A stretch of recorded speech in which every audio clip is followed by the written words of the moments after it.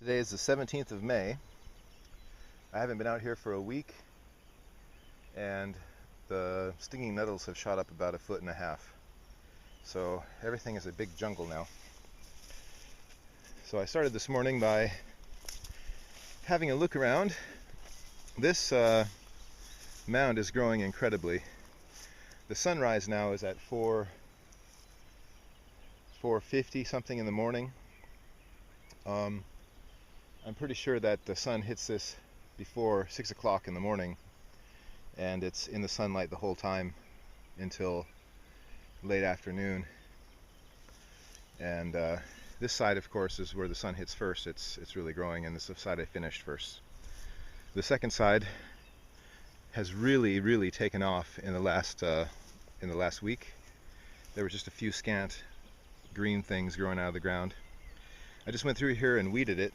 So all this stuff you see in the swale, that's stinging nettle and those Himalayan balsam that I've cut down or pulled out of the ground. And I've chopped off a few feet of this, and I suppose I could just sweep it all and kick it into the swale. It won't take very much to do that. But anyway, I noticed that even though I was so worried that nothing was happening here with pumpkins, I now have lots of pumpkins growing. I'll get a little closer here. You probably can see in the screen at least maybe 3 or 4 different pumpkin plants. On this face, I planted probably 200 and something pumpkins. Okay? You can see where the birds have been tearing this thing apart. And when I came here this morning, right there where there's kind of a depression, I stood there. There was a rooster pheasant digging up right over here when I came here. So they've been here every day, pawing and clawing at this ground. Point being, I do have pumpkins growing on the top. I've got pumpkins growing on this side where I planted thousands, I say thousands, at least 500 seeds on this side. And just glancing, I've got more than 20 of them growing right now. So 20 pumpkins at least growing on this side, with this huge wall of mustard. I don't see a single slug anywhere near those pumpkins. All they need is another week without being bothered by slugs, and they'll be on their way to growing to full. They just need a good week of not being bothered by slugs. Because once they grow the next stem up from the center, they start to get spiky and hairy, and the slugs started to leave them alone. But hopefully there's enough other stuff I just cut down, and this mustard and amaranth seed to distract the slugs enough to let these pumpkins take root and grow fast. And since I'm filming, here's the snake mound. All these plants are coming up nicely. And this new section, it's also starting to sprout nicely. And there were a few morning surprises here as I get towards the back. The mice did not get all the pumpkins. And I mean, right here there's 1, 2, 3, 4, 5 pumpkins growing right there.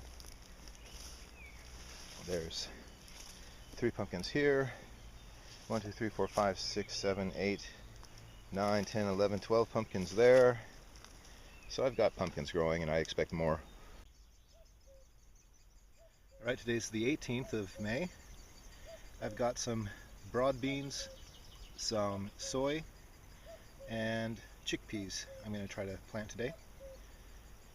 Try, as if I won't succeed, but I'll put most of these on the snake mound and the new mound, and mostly leave the oldest mound without much planted on it right now. Probably you can see the woodpecker hole there. It's below the big branch going from right to left, and in the middle of the one going straight up the middle. Oh, there we go.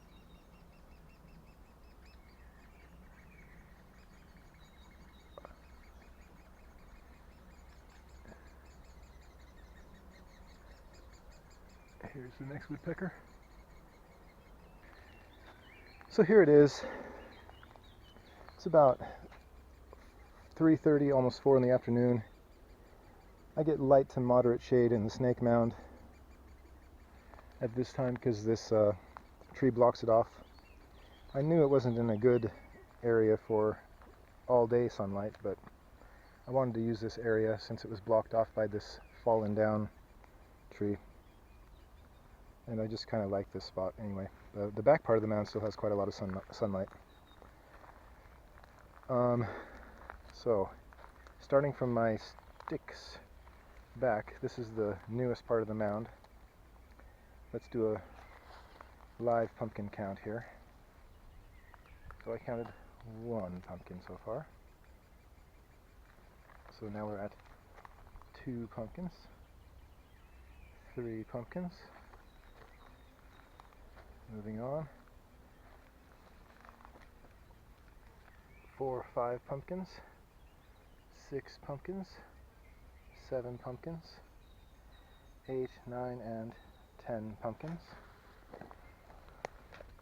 11, 12, 13, 14 pumpkins. Step over my brick. 15, 16, 17, 18, 19, 20, 21, 22, 23, 24, 25, 26, 27, 28, 29, 30, 31. 31 pumpkins. So, that's so far. That's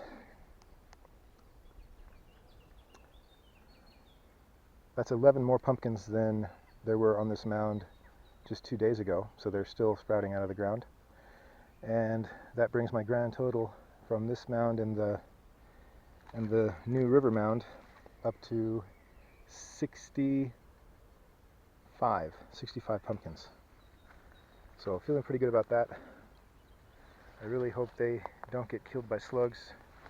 A couple of these have been nibbled on a tiny bit, but not very bad yet. And we'll see. This is a more dangerous spot for them than the other spot because there's not all that mustard around them to kind of block it. And I do see a lot of snail slime, even on a couple of these pumpkin leaves. So just keep my fingers crossed that they get big enough before the slugs can really come out in force. It was very cold up to about 5 days ago. It was even below 0 last weekend. And now it's hot and dry, so hopefully some of the slugs died when it froze, and right now it's so dry they don't want to come out during the day. They'll only come out probably at night. Here's what's left of that giant branch that broke off of that tree and fell down, and the rest of this was what I used to build the snake mound, and it covered most of this entire barren ground area up to the next tree and into that bush there. It was just a huge mess. So this ground has been underneath stuff for 2 years, rotten and composting. So as sort of an experiment, right in this little area here I've planted 3 rows of beans, and these are faba beans, I think, so broad beans, so they don't really need a pole to stand on. They grow their own strong base and just shoot straight up. So anyway, I don't know if they'll grow or not because these were they were called pre-soaked when I bought them at the shop, so they weren't dry. They were pre-soaked. I don't know if they put them in boiling water or just wet water. I don't know if they put them in boiling water or just cold water or warm water or what, but I decided I would plant them anyway. They may not grow at all. They may have been sterilized somehow. So anyway, it's just a stupid experiment that I decided to try here since there's nothing else going on here anyway. It's just a little wasted empty spot. Maybe something will grow. It doesn't get a whole lot of sunlight here, but it's about 5 o'clock in the afternoon now, and there's still scant sunlight trickling through. But it'll be in the shade in the next 30 minutes.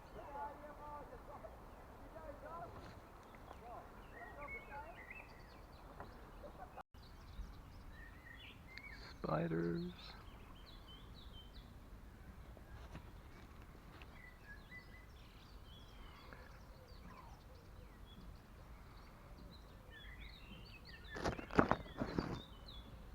Not sure if that's a potato or what. The leaves look kind of funky.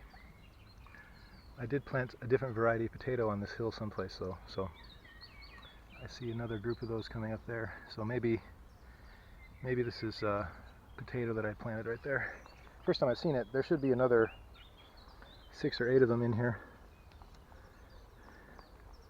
I'm seeing some morning glory in here that I'm pulling out. Anyway, yeah, here's a potato growing through the top of the mustard. So I'll eat some of this mustard, let it get some more sunlight here.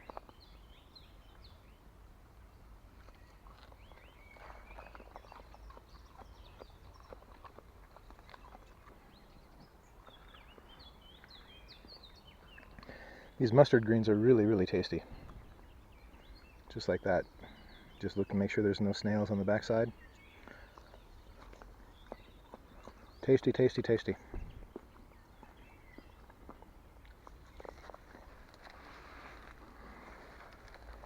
Have some cleavers. I like to eat these from time to time too. They're a bit sour.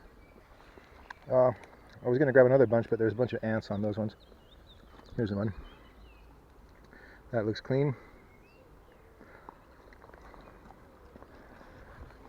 So I had mustard. Now I'll finish my meal with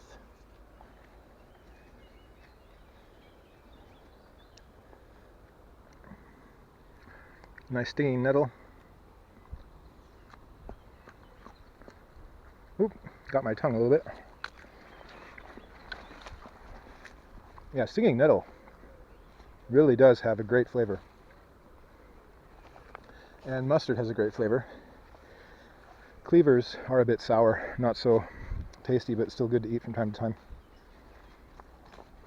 Virtually, if I was starving to death, right now this time of year, I could come out here and just eat stinging nettles and cleavers and my mustard that I have growing, and I'd be able to survive. It would just be kind of dull after day 3, I suppose. But you wouldn't die, you'd get enough. You'd probably need some protein from time to time. If I was adventurous, I suppose I could catch snails. It's not very hard to do. But there's a several-day process you want to go through of getting their innards cleaned out. You can find that out on YouTube, but I'm not interested in that. I don't really want to eat the snails. So, alright, I'm packing up, I'm going out. The sun has reached its point where it's going to go behind everything. This is when I should stay here and work because it's the least hot, but I've got to clean my flat too, because my mother's coming to visit next week, and instead of playing in the garden for the next week, I need to clean my flat. So I promised myself I'd come out today, but that I would do as much as I could and not come out here until I've got my flat clean. So next time I'm out here, I'll probably finish going around the outside of this mound, clean that up a bit, and whack some stuff down on the inside, make it kind of comfortable to sit around in there. I'll be having some friends out here soon, so I would like to fix my scythe so I could mow down this whole field, and I should probably pick as much of this stinging nettle as I can, the tops of them that aren't all worm-eaten, take them home, blanch them, and freeze them for the winter, because I really like this as a vegetable. And it's still a good time because they haven't gone to seed yet. Once they've gone to seed, I can't do that anymore. Alright, one other thing of note, don't pick the stinging nettles right below where the bats and the birds have their nest. And I think you can see where that is. That dead bat landed right here, and that's where I buried him. And this is all bird poo, maybe a little bit of bat, but mostly bird poo. because they live directly above me in that log, and that bat must have fallen straight out of that hole in the bottom and fell right here when he died. So the birds probably kicked him out is honestly what happened. But I can still hear bats up there. When I don't hear woodpecker, I can hear bats and starlings. All right. That was a bat, by the way, that last chirp.